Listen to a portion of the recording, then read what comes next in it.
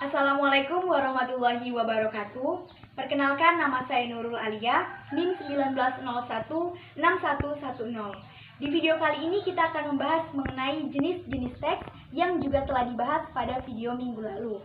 Dan pada video kali ini pula kita akan bahas mengenai jenis teks, yaitu ada 5 jenis teks yang akan kita bahas bersama. Yang pertama ada teks anekdot, yang kedua ada teks biografi, dan yang ketiga ada teks hikayat. Lalu yang keempat ada teks debat, dan yang terakhir atau yang kelima adalah resensi. Baiklah, yang pertama kita akan membahas mengenai teks anekdot dan juga struktur serta contoh yang telah saya sediakan di sebelah kanan ini.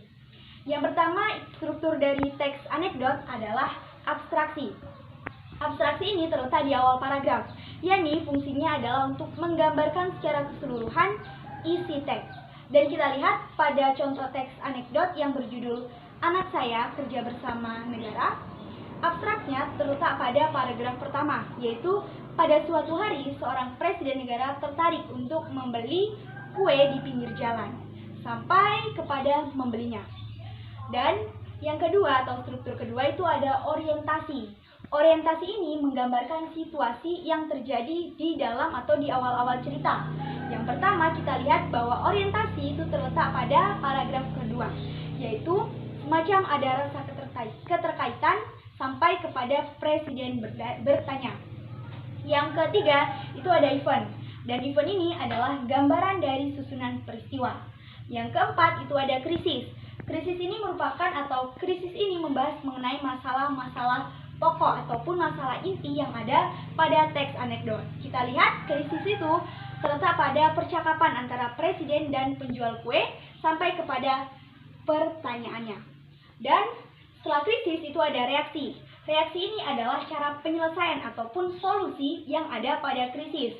Di sini pada contoh teks anekdot, reaksi terletak pada bagian ketika percakapan yang telah hampir usai, yakni ketika presiden menyatakan bahwa hebat sekali ibu ini, sampai kepada jawaban dari si ibu, yaitu jualan kue. Dan yang ke-6 atau yang terakhir itu adalah koda.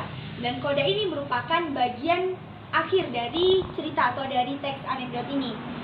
Yakni koda terletak pada bagian terakhir, yaitu dari sang presiden kemudian sampai kepada perjalanannya. Dan itu tadi penjelasan singkat mengenai teks anekdot dan juga analisis dari contoh teks anekdot di samping. Selanjutnya adalah teks biografi. Teks biografi juga telah saya sediakan contoh dari teks biografi di samping, dan kita akan bahas mengenai struktur sama dengan teks anekdot. Teks biografi memiliki beberapa struktur pembangun teks biografi. Yang pertama ada orientasi. Orientasi di sini maksudnya ialah mengenalkan tokoh yang ditulis dalam teks biografi itu. Misalnya dalam contoh teks di samping, kita lihat orientasi dari teks biografi Dewi Sartika terletak pada paragraf pertama, paragraf kedua, dan juga paragraf ketiga. Dan selanjutnya adalah peristiwa dan masalah. Peristiwa dan masalah di sini maksudnya adalah peristiwa ataupun kejadian-kejadian yang dialami oleh si tokoh, dan juga termasuk masalah yang dibahas di dalamnya adalah masalah yang telah beliau hadapi sampai kepada mencapai tujuan ataupun cita-cita yang diinginkan. Dan kita lihat bagian peristiwa dan masalah itu terletak pada paragraf 4 sampai kepada paragraf 7. Lalu yang terakhir itu ada reorientasi. Reorientasi di sini maksudnya adalah bagian penutup. Dan bagian penutup di sini adalah pandangan si penulis terhadap tokoh yang telah beliau tuliskan. Reorientasi itu sifatnya operasional, artinya boleh ada, boleh tidak. Kita lihat reorientasi itu terletak pada paragraf terakhir dari contoh teks biografi Dewi Sartika di samping ini. Itu tadi penjelasan mengenai teks biografi. Selanjutnya adalah teks hikayat. Dan juga saya telah memberikan sebuah contoh dari teks hikayat yang berjudul Bunga Kemuning. Teks hikayat itu memiliki struktur pembangun teks hikayat itu. Yang pertama ada abstraksi. Abstraksi di sini maksudnya adalah bagian permulaan ataupun ulasan singkat cerita atau inti cerita. Abstraksi. Yang kedua itu ada orientasi. Orientasi di sini adalah pengenalan tokoh, pengenalan watak, dan juga lain-lainnya. Abstraksi dan orientasi itu terletak pada paragraf pertama dari contoh teks hikayat Bunga Kemuning. Dan yang ketiga itu ada komplikasi. Komplikasi di sini adalah urutan peristiwa yang menjadi sebab akibat. Dan dari komplikasi kita dapat memahami watak dari setiap tokoh yang ada. Komplikasi itu terletak pada paragraf kedua pada contoh teks hikayat Bunga Kemuning. Dan yang keempat itu ada evaluasi. Evaluasi di sini adalah klimaks dari permasalahan yang ada. Dan yang kelima ada resolusi. Resolusi ini merupakan solusi ataupun jalan keluar atas konflik yang ada. Resolusi dan juga komplikasi itu terletak pada paragraf ketiga. Yang terakhir atau yang keenam itu ada koda. Koda ini merupakan bagian penutup atau bagian akhir dari suatu cerita. Di dalam koda itu terdapat berbagai hikmah yang dapat kita petik dan kita amalkan dalam kehidupan sehari-hari. Koda pada teks Bunga Kemuning itu terletak pada paragraf terakhir. Itu tadi penjelasan singkat mengenai teks hikayat. Selanjutnya ialah teks debat.